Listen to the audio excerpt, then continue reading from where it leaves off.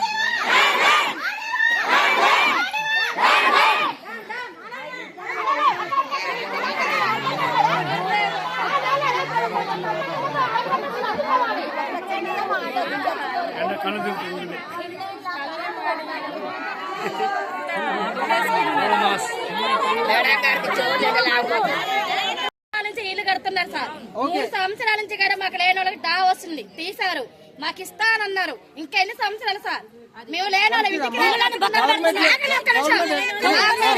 కట్టుకున్నానికి సోమత లేక మేము ఈ నెల 2 నెలలు ఆచేస్తే ఇంట్లో సామాన్లు తీసి బయటకు వేస్తున్నారు. మా పిల్లలు మేము ఏడ బతకాలి? చెప్పదు ఇంకోటి ఏంటంటే ఇవాళ జరిగిన విషయం కూడా గవర్నమెంట్ దృష్టికి తీసుకొస్తాం, కలెక్టర్ గారు చెప్తాం, దయచేసి అర్థం చేసుకొని డ్రాప్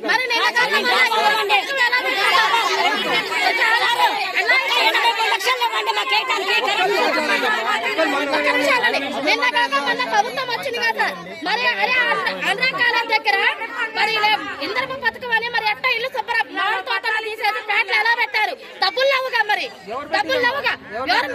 ప్రభుత్వం పెట్టింది ఇందరపు కాలనీ తిన్న పెట్టారు. ప్రభుత్వం ప్రభుత్వం మేము చూసినాం.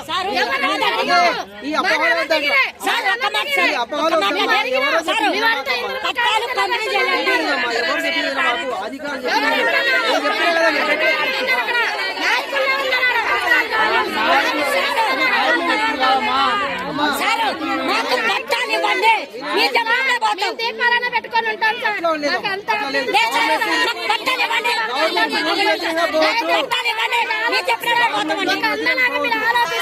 ఆలోచిస్తే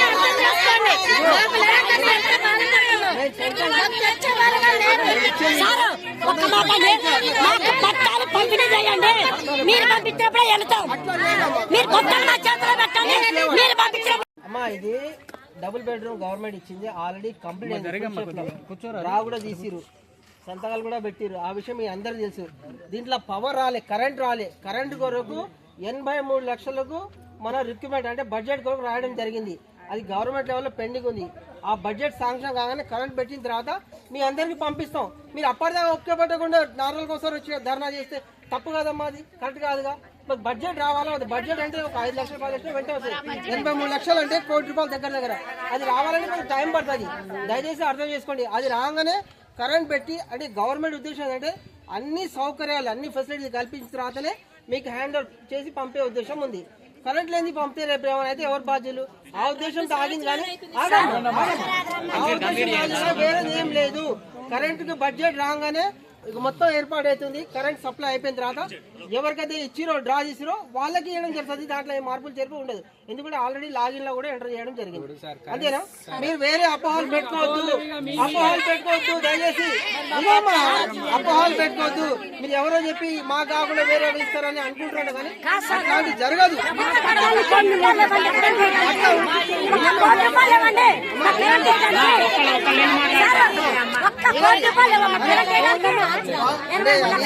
నేను ఇచ్చేది కాదమ్మా, గవర్నమెంట్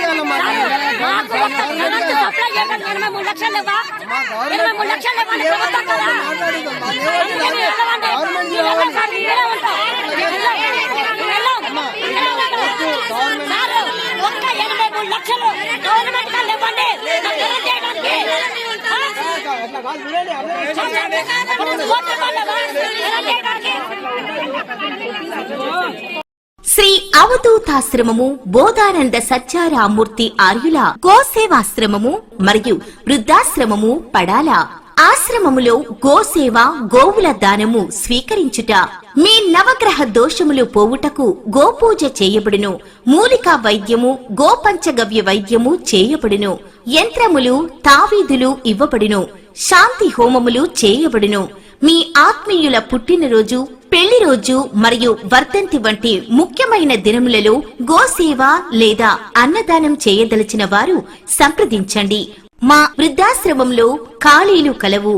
చేరదలిచిన వారు సంప్రదించండి. శ్రీ శ్రీ శ్రీ స్వామి బోధానందగిరి శ్రీ అవధూతాశ్రమము అయ్యప్ప స్వామి గుడి దగ్గర పడాల, తాడేపల్లిగూడెం 2.